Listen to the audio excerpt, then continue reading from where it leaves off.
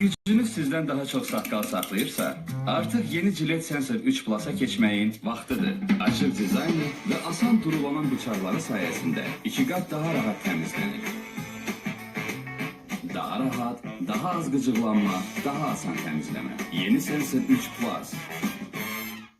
Kar lekelerden maşınınıza paltar dəyişmə otağındaki kimi qoxu çökə bilər. Çünki kir zamanla yığılır və pis qoxuya səbəb olur. Yeni Persil Deep Clean. Onun unikal formulu lekeleri və qoxuları liflərin dərinliyindən təmizləyir və paltar uyan maşınınıza gigiyenik tərabət bəxş edir. Xoşagəlməz qoxuları 5 dəfə daha yaxşı aradan qaldırır. Alman keyfiyyətini seç.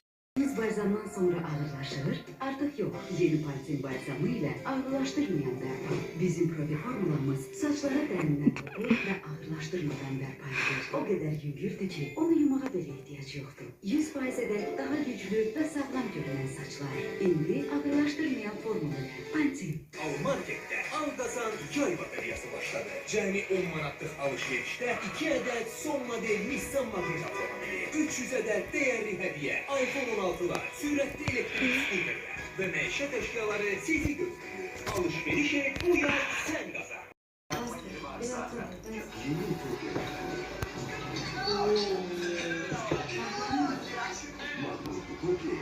Sebeple akşam kalmışsın.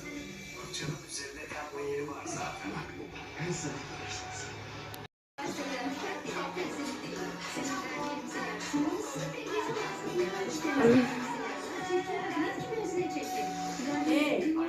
Bizi çağır sanki. Yok. Gelsen sıracağım ha.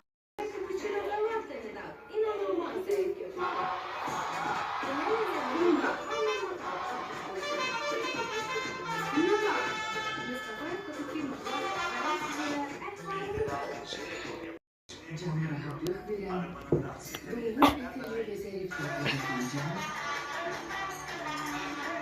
Düşündüğümüzden daha değerli ve yine ele bulmadım. Fikri Yatos Cappuccino bizi birleştirir.